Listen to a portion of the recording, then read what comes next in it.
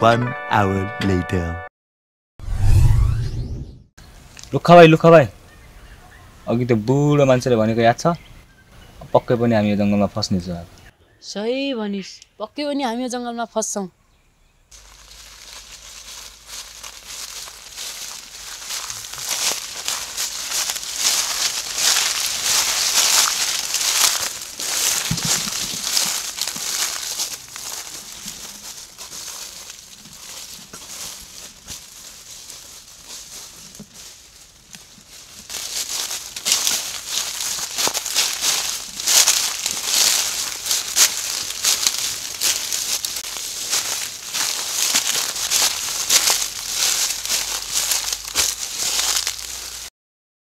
जंगलमा फसिसक्यौं अब बाटो भेटिदैन लुखा भाइ यो जंगलमा घुम्दा घुम्दा हामी थाकिसक्यौं अब यही रुखका आडमा बस्नु पर्छ के है हुन्छ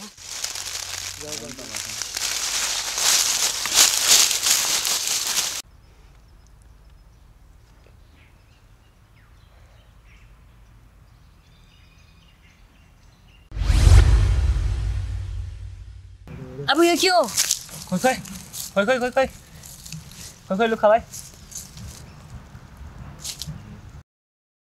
यो त पुरानो जमानाको रुपियाँ हो कहाँ देखायो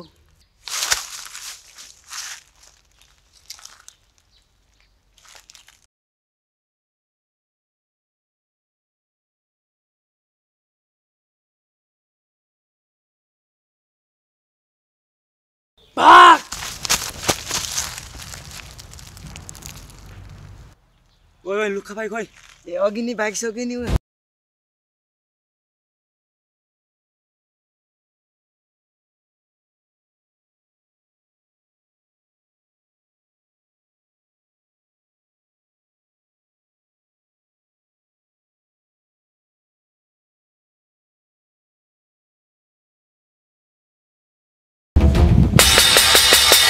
साला लुखा भाइले पनि छोडेर गयो है किन भाग्यो होला नि त्यही है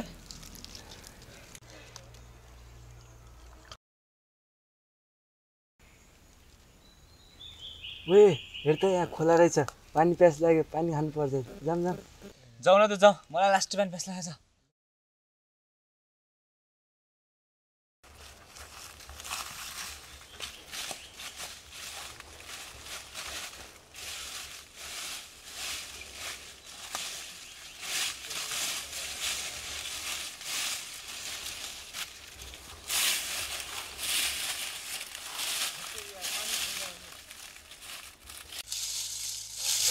पानी त सुकिसक्यो रहेछ यार लास्ट पानी प्यास लाग्यो खानु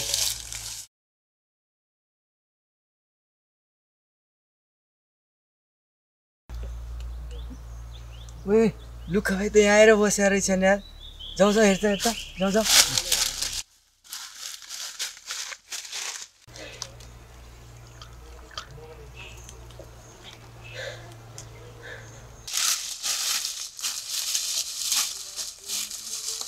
अरे लुक्का भाइ यहाँ आएर पो बसेछन् रे हेर त लुक्का भाइले पानी राखेछ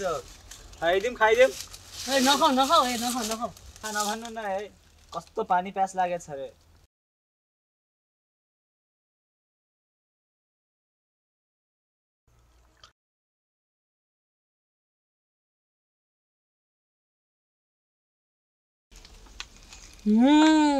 भरिएछ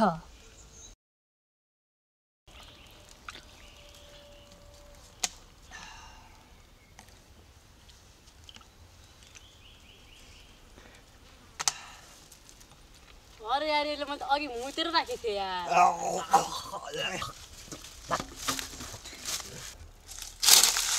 टेन्सन नगर है बेटा अब जिउनु भइहाल्यो यो जङ्गलबाट निस्किने उपाय निकाल्नुपर्छ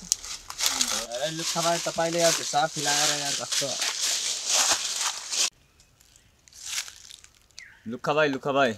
यो सारा जङ्गल घुमिसक्यौँ हामी तर बाटो कहीँ नभेटिएला जस्तो छ है हो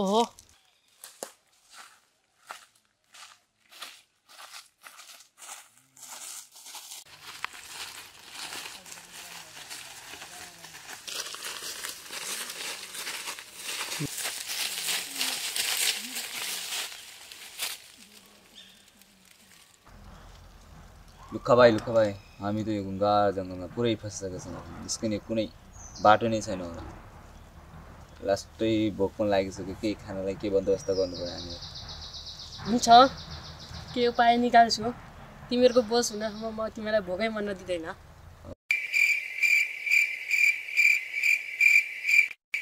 यहाँ बसेर के हुन्न खानेकुराको खोजीमा जानुपर्छ हिँड केटाहरू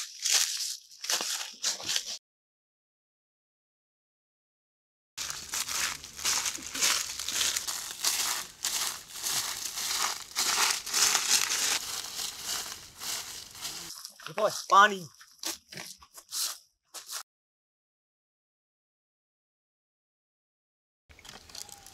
पहिला लुक्खबाइले खान्छ पानी पछि तिमीहरूले खाने लखाऊ केटाहरू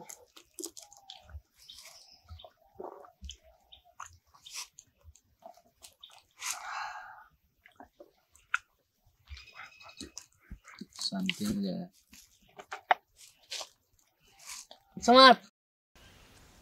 साले फुलेबाट लास्टै र भनेर थियो सक्क त पानी बड्डोको ला फुलेबाट साले तिमीहरूले मेरो पानी सकिदियो तिमीहरूले मलाई चिनाएन म को भनेर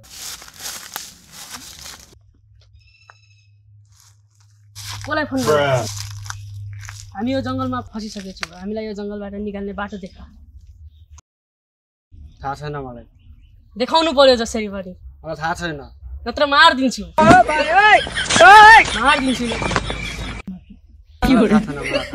पनि जङ्गलमा धेरै पहिला बाबा ठिक छ ल पानी खाएकोमा हामीलाई केटाहरू जाउँ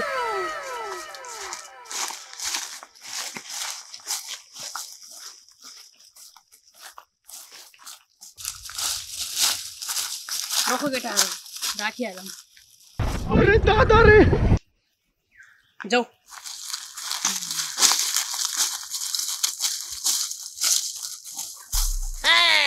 पानी पनि सकाइदियो अब के खाने होला केटालाई कल गर्छु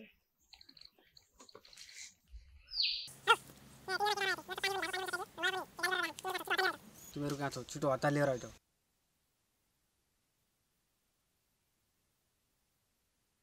एकछिन तिमीहरूले यो आवाज ध्यान दिएर सुन्यौ पक्कै पनि यो जङ्गलमा केही न केही भइरहेछ